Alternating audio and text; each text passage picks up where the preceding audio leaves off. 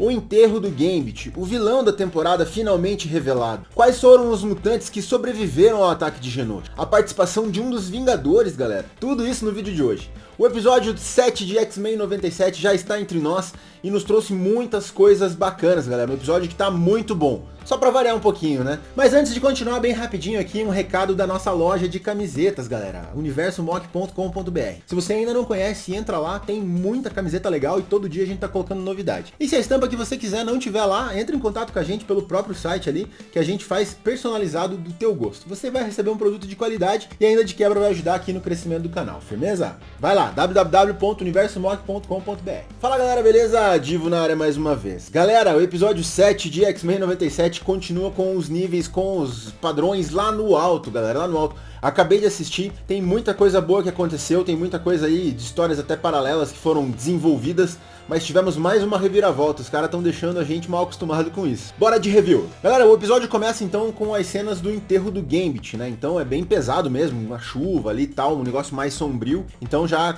sacramentando mesmo que o Gambit faleceu lá no ataque de Genosha, né? E a gente percebe ali dos mutantes, alguns deles lidando com o luto, né? Temos uma cena da Jubileu ali chorando e tal, e ela bem revoltada falando como que a vampira não podia estar ali, como é que ela podia não estar ali pra dar esse último adeus pro Remy, né? E aí já corta, galera, pra explicação do porquê que ela não tá ali. A vampira tá com sangue no olho, galera. Ela tá indo atrás de vingança, né? Então a gente tem algumas cenas dela ali bem bereza, ela tá bem revoltada. E ela tá invadindo, na verdade ela tá buscando informações sobre o paradeiro do Bolivar Trask, né? Que era o criador original das Sentinelas, que é quem ela acha que é o culpado dos ataques lá em Genosha, né? E ela tá invadindo uma base militar lá pra tentar encontrar alguma pista. E nessa base militar a gente tem uma participação especial do General Ross, galera, já fazendo uma ligação ali com o Hulk, né? É bem bacana e assim, ela entra nessa instalação como se não fosse nada, uma facilidade gigante, sendo que o General Ross fala pra galera ficar tranquila que ela não ia ter como entrar ali porque era uma base que foi criada pra proteger, pra aguentar o Hulk, né? Pra conseguir conter o Hulk. Então como que a vampira, uma simples mutante, conseguiria entrar ali? E ela conseguiu. Ela pressiona o General Ross ali e consegue mais informações de um possível paradeiro ali do Bolivar Trask. Temos também a questão política sendo falada, né? Tem umas cenas ali do Scott conversando com o presidente Kelly por uma conferência, ali, uma teleconferência, né? E o presidente Kelly meio que lavando as mãos, falando, infelizmente eu não posso ajudar, e aí o Scott percebe, nós estamos sozinhos nessa luta mesmo, né? Então a humanidade que eles tanto defenderam, né? Tá virando as costas pra eles nesse momento, é o que dá a entender. Nisso o Scott e os X-Men vão pra Genosha lá pra ajudar, né?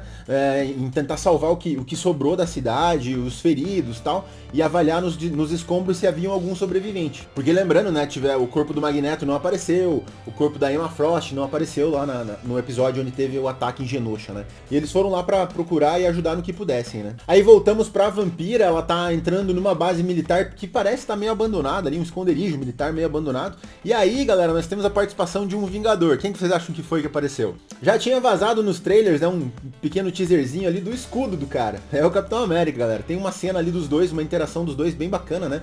Eles estão infiltrando essa base militar, esse esconderijo militar que parece que tá abandonado, à procura de mais pistas ali sobre o Bolivar Trask, né? E eles têm uma discussão tal, porque ela pede ajuda dele e ele fala, não, infelizmente, se eu levar essas cores, né? Ele fala do uniforme dele, né? Das cores da América, né? Pra um embate, pode ter uma repercussão muito negativa tal, e ele está de mãos atadas porque ele tem que seguir as regras. Ela fica meio pé da cara com isso, né? Eles discutem, e ela fala que se ele tava com as mãos atadas, então ele não vai precisar do escudo, e arremessa o escudo bem longe, né? E essa acaba sendo a participação do Capitão América nesse episódio, mas ela dá uma pavimentadinha ali a uma possível participação aí na continuidade dos acontecimentos, né? Porque ele fala, eu posso ir te ajudar, eu posso ir fazer essa pesquisa, essa busca junto com você, junto com a minha equipe, mas eu preciso de aprovação, né? E essa equipe, quem é a equipe, né? Não deve ser a SHIELD, eu acho que são os Vingadores mesmo, então eu imagino que tenha chances reais deles aparecerem aí. Se não for nessa primeira temporada, talvez na continuidade nas próximas, né? Voltando pra Genosha, a gente tem a Jean e o Scott, né? Procurando ali dentro dos escombros do prédio central de Genosha por sobreviventes, né? Porque é um prédio que ficou bem demolido e tal. E daí aqui eles têm umas conversas interessantes, eles continuam um papo sobre a relação deles mesmo, né? E a gente tem aí ela falando que sentiu uma telepata. A hora que ela fala que sentiu uma telepata, na hora o Ciclope fala, é a Madeline. Dando a entender que a primeira preocupação dele já foi a Madeline, né? Quase que como se ele tivesse preocupado mais com a Madeline do que com a própria Jean, né? Mas não era a Madeline. Quando eles percebem, quando eles tiram dos escombros, eles percebem era a Emma Frost, que ela conseguiu ali na última hora, antes de ser atingida pelos raios, pelas explosões e pelos escombros, ela conseguiu se transformar em diamante, né? Que é um dos poderes que ela tem. E aqui eles comentam que ela despertou esse poder nesse momento, né? Se eu não me engano, nos quadrinhos foi igual isso, sabe? No ataque de Genosha, ela consegue despertar esse poder de virar diamante, né? De transformar o seu corpo em diamante. E aqui eu não sei se foi um acontecimento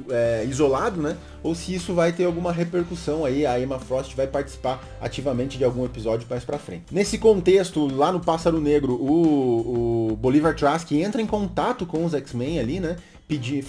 Informando que ele foi usado pelo Senhor Sinistro, que não foi ele que quis fazer o ataque e tal, pedindo ajuda até dos X-Men e falando onde ele tava, né? Que é em Madripoor. E aí faz com que os X-Men vão pra lá, né? Lembrando que aqui a Vampira não tava junto, a Vampira tava lá na busca de vingança isolada dela. E aí quando eles chegam em Madripoor, eles encontram a Vampira ali também no mesmo rastro, né, do Bolivar Trask. Chegam aonde ele tinha falado para eles irem, né? E lá eles percebem umas instalações secretas com alguns sentinelas muito tecnológicos, assim, diferentes do que eles estavam acostumados a ver e que davam a entender que eram até futuristas. Eles acabam encontrando o Bolivar Trask, que tá prestes a pular de um prédio, assim, ele tá meio que desistindo, né? Porque ele não concordava com isso e ele tava sofrendo nas mãos do Senhor Sinistro, né? E aí quando ele vai pular, a Vampira segura ele, pedindo mais informações e falando o que era a tal da OTZ. Eu esqueci de comentar aqui, galera. Lá na instalação onde a Vampira e o Capitão América estão buscando pistas, eles encontram alguns documentos e algumas coisas escrito OTZ, que é a Operação Tolerância Zero, que é um arco bem famoso dos quadrinhos, que dá a entender que é isso que eles estão adaptando agora, né? Que é o arco que eles estão adaptando agora. A Vampira pergunta pro Bolivar Trask o que era essa OTZ, né? O que significa essa OTZ. Ele meio que não diz muito ali, ele só fala que é um negócio que eles não estavam preparados, alguma coisa assim. E aí quando ela percebe que ele não vai ter nenhuma serventia pra ela solta, ela larga ele do prédio. Porra, coisas que os X-Men não fariam, né? Dava pra ver como ela tava transtornada mesmo, né? E nisso tem um diálogo de um dilema até meio pesado nesse sentido, né? O Morpho fala assim, nossa, foi isso que nós nos tornamos, o que você fez, né? E o Logan responde assim, ela fez o que todos nós queríamos fazer. Então dá um teor bem mais pesado pra essa animação que faz jus aí, que condiz com o que tá acontecendo, com os acontecimentos, né? A Vampira realmente, ela saiu do corpo, ela tá transtornada por ter perdido tanto o Gambit quanto o próprio Magneto. Só que, do nada, quando ela tá fazendo um discurso assim de revolta, ela é atingida e a gente percebe que é o corpo do Bolivar Trask transformado numa espécie de sentinela humano, assim, bem tecnológico também. E esse sentinela começa a atacar os X-Men ali um por um e vai meio que vencendo um por um ali, ele consegue meio que neutralizar facilmente os outros X-Men, né? E o último que ele vai atacar ali é o Ciclope. Quando ele tá quase morrendo, quase perdendo a luta ali, ele é salvo por ninguém mais, ninguém menos que o Cable. Então o Cable aparece de novo ali, né? Consegue inutilizar esse sentinela humano, né, do Bolivar Trask. E aí corta pra Jean Grey, que ela consegue perceber telepaticamente ali que o Cable era o Nathan, né? E quando eles iam ter uma conversa ali de pai e filho, ele e o Scott, né? O Cable já corta e fala, não temos tempo pra esses tramas de reencontro, pra esses reencontros, né? E ele fala que o Bolivar Trask entendeu totalmente errado, que o principal vilão, que o principal perigo não era o Senhor Sinistro, e sim pra quem o Senhor Sinistro tava trabalhando. E aqui é o grande plot twist desse episódio aí, e da série como um todo, né? Porque a gente tava imaginando, tudo tava se desenhando pra que o grande vilão fosse o Senhor Sinistro, mas aqui não, aqui a gente percebe que é outro. E esse outro vilão aí corta pra uma cena desse outro vilão conversando com o Senhor Sinistro ali, falando sobre o seu plano, né? E esse outro vilão é ninguém mais, ninguém menos que o Bastion, que nos quadrinhos é o vilão responsável aí pela essa Operação Tolerância Zero, né? E ele é uma espécie de sentinela mal de mestre, assim, futurista. E aí o episódio já chegando no final, galera, a gente tem uma cena do Bastion entrando numa sala, assim, né? Aí a gente percebe um outro sobrevivente do ataque de Genosha, que é ninguém mais, ninguém menos que o mestre dos metais. O Magneto não morreu, galera. Ele tá ali preso com aquele colar que inibe os poderes, né? E dá a entender que ele quer usar o Magneto, os poderes dele, ou até mesmo o corpo dele ali, né? Como talvez experimento para uma super sentinela, talvez. Isso não ficou claro no episódio, mas é a impressão que eu tive. E essa série, pra variar, tá deixando a gente muito mal acostumado, né? Roteiro muito bem feito, diálogos muito bem construídos, cenas de ação legais. Mesmo não sendo o foco principal do episódio, a gente teve a evolução de algumas histórias paralelas ali. A gente teve ali o Roberto da Costa falando que ele é um mutante, contando que ele é um mutante pros pais, né? Pra mãe dele, especificamente, com a ajuda da Jubileu. Tivemos algumas conversas da Jean, do Scott ali, que deu a entender sobre o estado que tá o relacionamento deles. Tivemos algumas falas muito importantes do Noturno ali também no enterro do Gambit, depois com a própria Vampira. Então, eles vão trazendo essas micro histórias, essas micro tramas, crescendo, desenvolvendo junto. Isso é muito legal, né? E assim, galera, a gente só tem mais 3 episódios nessa temporada, né? E a gente sabe que esses 3 vão continuar nessa mesma história, né? Porque os 3 têm o mesmo nome, né? O nome do episódio é Tolerância é Extinção, parte 1, 2 e 3, assim sucessivamente. Então, o que será que vai acontecer nesses episódios, né? O retorno do Xavier, o retorno da Tempestade agora com seus poderes, junto com o Ford ali pra ajudar na luta. A aparição dos Vingadores, talvez ali numa batalha final. Enfim, o que será que vem? É coisa que não acaba mais e com certeza a gente vai trazer algumas teorias por aqui nos próximos vídeos. Bom, a série então tá muito, muito boa, galera. Eu acho que a régua continua lá em cima e de longe a melhor coisa que a Marvel fez nos últimos tempos. Mas, como de costume, essa foi só a minha opinião, eu quero muito a de vocês. O que vocês estão achando de X-Men 97? Estão curtindo os rumos dessa história? Acham que os Vingadores vão participar em algum momento nessa temporada ainda? Escreve aí que a gente vai responder todos, beleza? Muito obrigado quem ficou comigo até aqui, vocês são fera demais, galera. Até o próximo vídeo, um abraço e fui!